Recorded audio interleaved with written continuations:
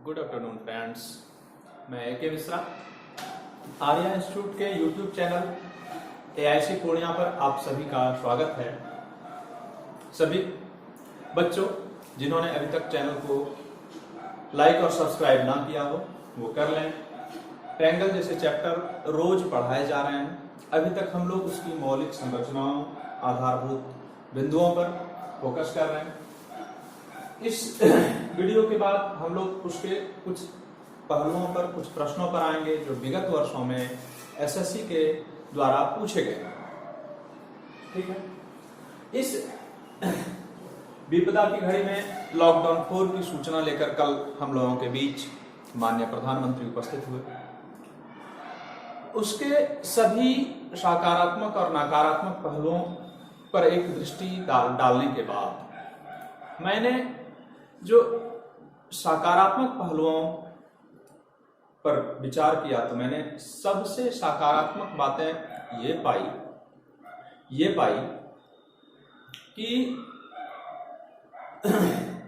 इस आपदा में अपने लिए संभावनाएं कैसे बनानी है, इस आपदा की स्थितियों में अपने लिए संभावनाओं को कैसे आप सृजित कर सकते हैं। आपदा की घड़ी है, इससे हमारे सभी छात्र, सभी सब्सक्राइबर बहुत अच्छी तरह परिचित हैं। लेकिन वीर वही कहलाते हैं जो किसी विपरीत परिस्थितियों में भी अपने आप को धीर बनाए रखते हैं। और किसी विपरीत परिस्थितियों में आप आए दिन अखबार पढ़ते होंगे और न्यूज देखते होंगे तो UPSC हर साल बहुत सारे छात्र निकालते हैं। चर्चाएं उस तथाकथित वीरों की होती जिन्होंने समस्याओं में घिरे रहने के बावजूद भी अपने आप को साबित करने का प्रयास किया, कि वह क्या है और उस बड़े टास्क को पूरा किया। ठीक है। इसलिए इस विपदा की घड़ी में मैं भी अपने सभी छात्रों से अनुरोध करूंगा कि वह अपने लक्ष्य की ओर केंद्रित रहें। पिछले वीडियो के माध्यम से भी समझाया गया था कि छात्र का लक्ष्य केंद्रित होना चाहिए। लक्ष्य केंद्रित होना बिल्कुल आवश्यक है। अभी तक जितने भी वीडियोस बनाए गए थे, ठीक है, इस वीडियो में मैं एक ही वीडियो के माध्यम से उसके सार को रखने का प्रयास कर रहा हूं। ठीक है, कि जितनी भी बातें बताई गई उसमें सार और मूल तथ्य क्या क्या थे। जैसे आते हैं पहले तथ्य पर, परिकेंद्र O से शीर्ष ABC की दूरी, परिकेंद्र O से शीर्ष ABC की दूरी बराबर होती है जो परित्रिज्या कहलाती है। परिकेंद्र O से ABC की दूरी बराबर होती है जो परित्रिज्या कहलाती है। इसके लिए मैंने एक ट्रायंगल खींचा ABC और एक परिवृत्त भी खींच दिया। इसका केंद्र बनाया O को। O से A की दूरी जितनी होगी O से C की दूरी भी वही कहलाएगी, O से B की भी दूरी यही कहलाएगी। इसी चीज को मैंने यहाँ उल्लेखित भी किया है कि OA equal to OB equal to OC, यही R रेडियस, मैंने कैपिटल R ले लिया परित्रिज्या के लिए। अगर रेडियस निकालना हो तो ABC by 4 into area of triangle, ABC by 4 into area of triangle. ABC हमारे क्या है, वो साइड्स होते हैं। ABC क्या होते हैं, वो साइड्स होते हैं। ठीक है। तो रेडियस अगर सीधे आपको ज्ञात करना हो तो ABC by 4 into area of triangle.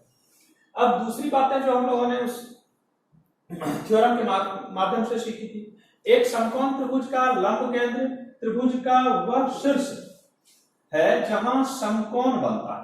समकोण त्रिभुज का लंब केंद्र त्रिभुज का वह शीर्ष है जहां समकोण बनता है। जैसे हम एक ट्रायंगल खींच लें तो ये यहां पर समकोण बनता है, यहां पर समकोण बनता है तो वही बिंदु लंब केंद्र भी कहलाएगी। ठीक है, ये दूसरी बात है।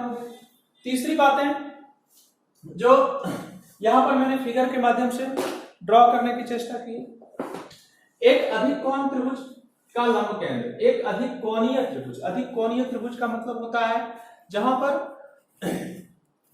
कोण 90 डिग्री से अधिक का कोई एक कोण, त्रिभुज का कोई एक कोण 90 डिग्री से अधिक का बन रहा हो। जैसे मैंने अधिक कोण इसको दर्शाने की चेष्टा की है।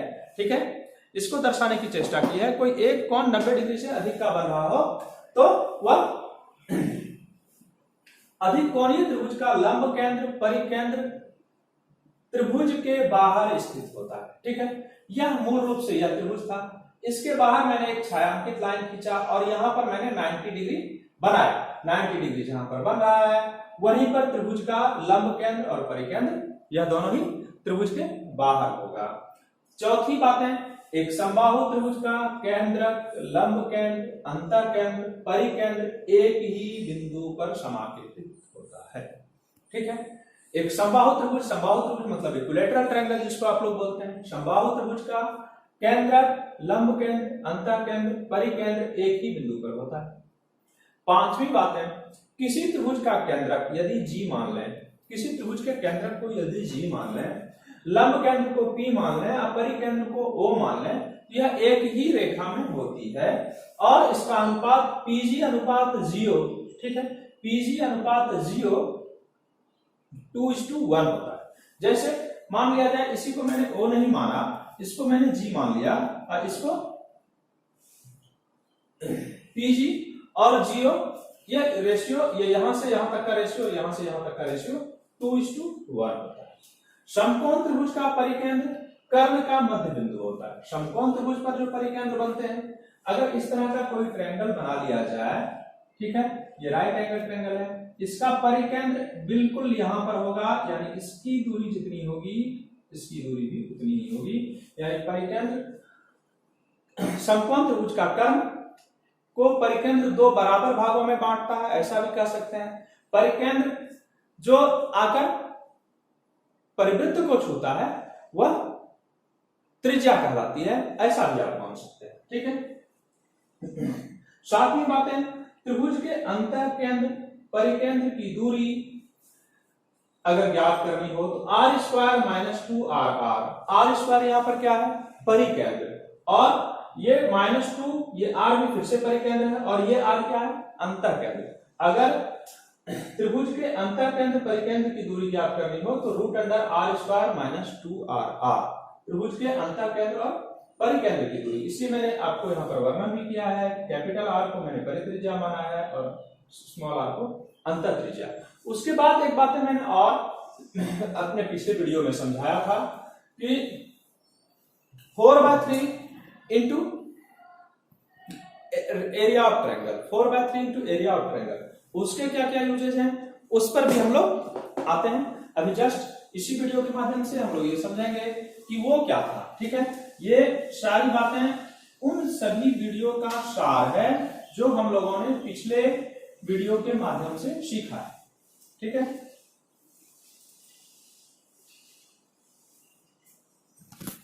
जो मैंने बोर्ड पर लिख रखा है ये सीरियल्स के पीटी में पूछे गए क्वेश्चंस हैं। ठीक है, किसी त्रिभुज की माध्यिकाएं 9 cm, 12 cm तथा 15 cm हो तो त्रिभुज का क्षेत्रफल ज्ञात करें। यहाँ पर अमूमन बच्चे गलती क्या करते हैं कि पहले त्रिभुज की भुजाओं पर आते हैं, उसके बाद s × s - a, s - b, s - c लगाते हैं। इसी को मैंने इसके ट्रिक का की उत्पत्ति कैसे हुई पिछले वीडियो के सबसे लास्ट में मैंने यही चीज बताया था, और उसमें मैंने आपको यह बताया था कि 4/3 इंटू एरिया ऑफ ट्रायंगल। ठीक है, अब बात आती है कि 4/3 मैंने कर लिया, अब 9, 12, 15 को देखेंगे। 9, 12, 15 जो है यह एक पैथागोरिक है, 9, 12, 15 एक पैथागोरिक है। ठीक है, 9 का स्क्वायर और 12 का स्क्वायर करेंगे तो ये 15 का स्क्वायर खुल जाता है। पैथागोरिक जब हो जाता तो समकोण त्रिभुज होता है, और समकोण त्रिभुज जब होता तो हाफ इंटू आधार गुने ऊंचाई हम लोग लगा लेते हैं। ठीक है, हालांकि ये माध्यिकाएं हैं फिर भी मैं आपको बता दूं कि इसका यूज इसमें कर लेंगे, हाफ इंटू आधार इंटू ऊंचाई। 15 को आप ले नहीं सकते, 15 सबसे बड़ी भुजा दिख रही है, यह कर्ण की ओर इशारा कर रहा है। ठीक है, तो हाफ इंटू 9 इंटू 12 कर लेते हैं, तो यह 6 से 2 बार में कट जाता, तो 9 दूनी 18, 18 गुने 4 72 cm स्क्वायर इसका आंसर होगा। एक बात और मैं बता दूं, पैथागोरिक के कुछ टर्म और कंडीशंस हैं, जैसे 3, 4, 5, 6, 8, 10, 9, 12, 15, यानी 3 का टेबुलर जो भी है, 3, 4, 5 का जो भी टेबुलर होगा वह पैथागोरिक होगा। ठीक है, जैसे हम लोग उसके अलावा भी देखते हैं 24, 7, 25, 24 का 7 का जो भी टेबल होगा वह पाइथागोरिक होगा। इसके बाद हम लोग आते हैं तो हम लोग पाते हैं कि 25, 10, 26 इस सब तरह के कुछ टेबल जब मिल जाए आपको तो आपको सीधे हाफ इंटू आधार गुना ऊंचाई यानी जो सबसे बड़ी माध्यिका होगी उसे कर्ण मानकर हटा देना है और बाकी दोनों भुजाओं को ले लेना है। अगर कोई पाइथागोरिक नहीं दिख रहा, सपोज आपके पास ऐसी कुछ कंडीशंस दिए रहे, ठीक है,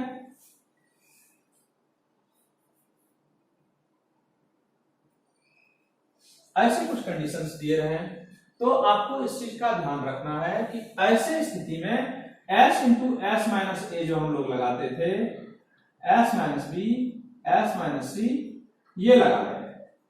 त्रिभुज के फार्मूले में हम लोग एक फार्मूला ये भी जानते हैं जिसे नीरोज फार्मूला कहते हैं, s into S minus A, s minus B, s minus C लगा लेंगे तो हमारा काम हो जाएगा। लेकिन आपको हमेशा इस चीज का ध्यान रखना है, यदि पाइथागोरिक है तो उतना करने की कोई आवश्यकता ही नहीं, आप ऐसा भी करके निकल जाएं तो आप आराम से इसके सॉल्यूशन और इसके आंसर तक पहुंच जाएंगे। शायद उम्मीद करते हैं कि आप इस बातों को भी बेहतर समझ पा रहे होंगे। ठीक है, अब हम लोग कुछ और भी मजेदार सब प्रश्न को उठाते हैं और जिस ट्रिक को हम लोगों ने सीखा था उस ट्रिक को उस क्वेश्चन को उस ट्रिक पर इंप्लीमेंट करने का प्रयास करते हैं, उसके इंप्लीमेंटेशन को सीखते हैं। थैंक्स।